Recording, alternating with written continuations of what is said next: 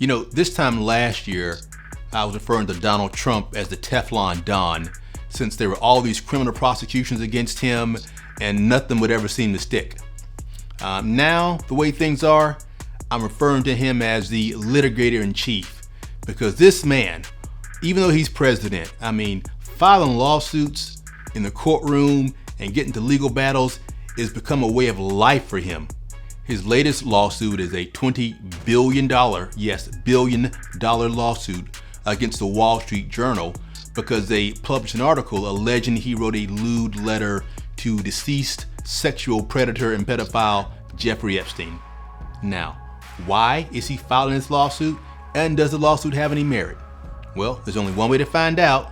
Join me in a legal deep dive into the Trump-Epstein files and Trump's lawsuit against the Wall Street Journal.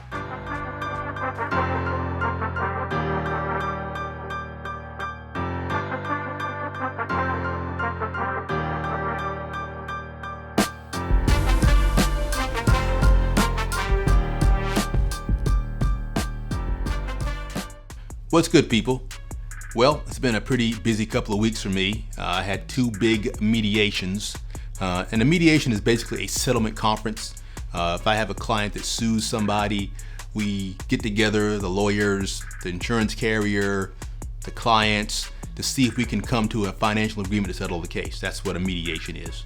The first one is a very, very difficult case that was turned down by two lawyers, and actually I got a great result on that one.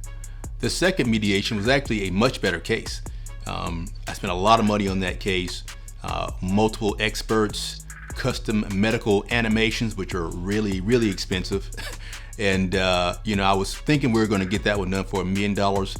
Didn't get there, so the case did not settle, which means, for me, back to the drawing board, spending more money, trying to get it resolved, but that's kind of how it goes, do your best and keep plugging along. So, been dealing with that, but now ready to kind of get back to it. Before we start, please go ahead and like and subscribe so you get all my latest updates. Now that he's actually been elected president, I truly thought that with all the criminal cases and all the lawsuits behind him, that I was kind of done talking about Trump. But I tell you what, just when I think I'm out, he keeps pulling me back in. I really think filing lawsuits and getting into courtroom battles is Trump's third favorite hobby. I think right behind, number one, kicking immigrants out of the country, and number two, rage tweeting at 2 a.m. But I think it's a close third to those two. Prior to being convicted of being a pedophile and a sexual predator who later committed suicide in prison, Jeffrey Epstein was actually a very well-known, rich, well-connected socialite. And in that capacity, he had a relationship with another rich, well-connected socialite in the 2000s who happens to be our president, Donald Trump. Now, of course, because Epstein is a pedophile and been convicted of that type of conduct, there have been a lot of questions about Trump's relationship with him since they were friends or acquaintances of some sort in some capacity during that time period. And as you can imagine, Trump has relentlessly tried to kind of downplay that relationship and create distance between him and Epstein during that time period. And before we go forward, I want to kind of make 2 points. Number one, even if he was good friends with him, whether he was friends with him or not, I certainly understand why he want to distance himself from Epstein, since Epstein was a sexual predator and a pedophile. Nobody, you don't have to be president not to want to be associated with a pedophile. I completely understand that. But honestly, I think if he just said, hey, 25, 30 years ago, I knew the guy, we went to a few parties, we had drinks on each other's yachts and hung out a few times, but hey, I didn't know the guy was a pedophile, I don't think it would be a big deal if he said that. I don't think anybody would have a problem with that. Most people don't know who the pedophiles in their lives are. Nobody says, hey, I knew that Boy Scout leader was a pedophile. Nobody says I knew that youth pastor was a pedophile. No one says I knew Uncle Fred was a pedophile. So, just say, hey, yeah, I was friends with the guy. It was 30 years ago. I didn't know that aspect about him. We had a few laughs, we had a few drinks, and that'd be the end of it. According to the article, Jeffrey Epstein kept a keepsake journal, and in that journal was a handwritten letter written by Donald Trump to Epstein on his birthday. And according to the article, the letter had a hand-drawn picture of a female that was nude, and apparently, or allegedly rather, Trump signed his name in a kind of provocative, lewd, and crude way, and made some statement about, keeping many secrets and things like that. And I want to be clear. At no point, despite the relationship that he had with Epstein 25 or 30 years ago, at no point has anyone ever alleged any evidence or allegation that Trump did anything illegal or predatory during that time period. There's no allegation that he did anything with young girls or anything inappropriate, just that they were friends. And, I guess arguably, if you want to, look at it from one perspective, the whole statement about keeping secrets could be inferred to indicate that, maybe Trump knew about his behavior. I kind of think that's a stretch. I think a lot of people are trying to tie him to Epstein, saying, well, hey, if you were friends, you must have known about his behavior, which I just don't agree with at all. But I think that's the part about the birthday note that may give some type of negative inference regarding his relationship with Epstein. Now, in response to the journal publishing that story about the alleged birthday letter, Trump has filed his $20 billion lawsuit against the Wall Street Journal. The basis of that lawsuit is that the story is false and defamatory, so he's filed the lawsuit with 2 counts of defamation. Now, before we kind of get into our legal analysis, I want to just say that let's assume for the sake of argument that Trump did write the letter. Let's assume for the sake of argument that 25 or 30 years ago, back in that time period, he wrote a lewd, crude letter to a buddy of his, one of his drinking buddies, and they had a few laughs about it, and the person was not offended. So what? Trump's a grown man. Every grown man at some point has made a lewd or inappropriate joke, whether they admit it or not, has made a lewd or inappropriate or crude joke with another man, has told a dirty joke, has forwarded a lewd email, or said something or wrote something that was kind of crude. So what? That is not against the law. Particularly when you have, guys that are kind of joking around, they're consenting, nobody's being offended by it. It's private between individuals. It's not meant to be shared and made public. So what? If it was me, hey, I would just own it. I would say, yeah, 25 to 30 years ago, I sent that dirty joke to a pal of mine. So what? So what about it? And I think, honestly, that'd be the end of it. I truly don't understand the attempt to distance yourself from something that is not that big of a deal. People are human. Hey, he was living a great life. He was making money. He was partying on yachts. He's having drinks. He's living it up. So what? He made a crude birthday letter to another party guy. There's nothing wrong with that. I do not see the big deal. I cannot imagine that would cause any harm to his reputation if he did in fact write that letter. And honestly, I do not understand why it is such a big story.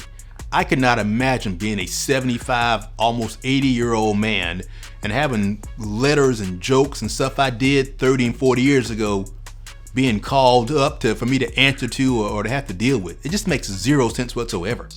And I just think that's kind of part of our society nowadays. It's just, and I'm not saying I'm not for or against Trump. I'm not saying it from that context. What I'm saying is I just think it's absurd that you can accomplish all these things in your life and be old, toward the end of your life, and something you did privately, 30, 40 years ago, it shows up and rears its head, and now everybody's making a big deal about it. I just do not believe in that. I think that's insane, but hey, that's the world we live in nowadays, and I guess hence that's why he's filing his lawsuit.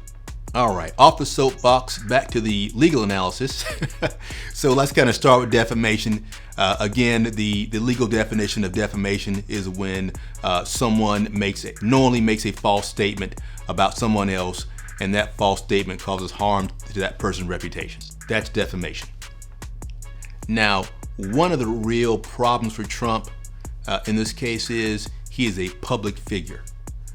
The laws regarding defamation make it much more difficult for public figures to sue for defamation because, the concept is, hey, this person knowingly and wittingly made themselves a public figure and got to the spotlight. With that's going to come greater scrutiny, greater interest. That's kind of what they sign up for. And it's harder to file a lawsuit and win a lawsuit for defamation when you're a public figure. Now, if you're a public figure, the law of defamation requires the false statement to have been made with malice, or not with malice. It's got to be made with a reckless disregard for the truth, which basically means if a newspaper article or a magazine, they publish a story and they've got some evidence to back up their assertion, whether it be true or not, and there's evidence they were in good faith and they're just kind of reporting the story, then that's how they overcome malice. It's not being mean-spirited. It's not being, published to destroy somebody, to cause intentional harm. They're a public figure. There's information out there, people making statements, documentation, investigations, things like that. They're allowed to write about it without being sued, even if it turns out that it's not true. Now, of course, we know that Trump's not afraid to file a lawsuit and spend lots of money and years in litigation. However, that being said, I think if you kind of play the tape forward, I think this will be a very, very difficult case for him. Number one, the Wall Street Journal is not some little internet website coming up with, clickbait to get more views. That is a international publication. They live and die by their reputation. They've done that for a long time. And I can guarantee you that considering they're going to write an article about the most litigious person on the planet, I'm certain that they vetted the story. I'm certain they had their lawyers involved. The story got sourced. The lawyers reviewed the law on defamation. The lawyers fact-checked everything. And I'm certain that there was no way that they would have published this story if they thought there was any chance that they would be subject to a valid lawsuit for defamation, because they had to know it was coming. You have to know Trump's going to sue you, So I'm really lucky he hadn't sued me. And I'm certain that if they got in litigation, they would be prepared to present evidence to back up and source and document every single thing they said in that article. Another concern I think Trump would have in this case is, as much as he loves to file a lawsuit and fight people in court, you know what he doesn't like to do? Testify. If you think about it, for someone that's always got opinions and can't wait to get out there and tweet and, 5 and 10 times a day and get out in front of crowds and talk to people and talk at rallies, if he's in court, he does not want to testify. Think about the criminal prosecutions. How many times has he testified in the criminal cases? None. What does he do? He mobs up, takes the fifth, sort of like John Gotti. Hey, he has every opportunity to tell his side of the story, but he does not want to get on that witness stand and be subject to cross-examination by an attorney. What I remember from the last trial is that while he wouldn't testify, he had no problem standing in front of that courthouse every day, talking to reporters about how the case was unfair, he was targeted, this was malicious, this is a joke, this is kangaroo court. But when he was given the opportunity to testify at trial in front of the jury and tell his side of the story, what'd he do? Take the fifth. You think about all the civil lawsuits he's been in. Historically, he has done everything he could to avoid giving a deposition. Getting them put off, found a reason for delays, getting to the point where the court or the judge has got to say, listen, here is the deal. You are having your deposition taken on this date and time, period. And he still wants it sealed. So, it's very, very clear that although he's not afraid to pay lawyers to fight things out, he does not want to be subject to a deposition at all in this case. However, in this lawsuit, he does not have those Fifth Amendment protections he had in the criminal trials. He is a named plaintiff. He is bringing the lawsuit. He will not be able to avoid submitting depositions in this case. That is something he will have to deal with. And because he is alleging this story is false and he is the named plaintiff, the defense attorneys defending the Wall Street Journal will have broad discretion to ask him about that relationship with Epstein, about letters, about birthdays, and just go down the rabbit hole of anything having to do with his relationship with Epstein. And those are the questions that he really does not want to talk about. He's going out to great lengths to avoid all that and distance himself from Epstein. And the problem in a deposition is, you're not just speaking to your friends or your base. You're not the pastor preaching to the choir where everybody says, yeah, that's right. No, you get to be fact checked. They're going to ask for details, names, dates, and interview other witnesses and things like that to see if you're telling the truth. And that's why he doesn't like giving depositions or testifying, because the person asking questions can do all that and basically fact check anything he says. And if he's saying something that's not true, or they're not accurate, guess what? They can go back and find evidence to contradict it. And one other thing I want to address. I mean, I can guarantee you, even if for the sake of argument, he goes to the court and is able to win because it's not true, there's no way in the world he's ever going to be able to show he suffered $20 billion in damages. That's just absurd. Or as I often say, that dog just doesn't hunt.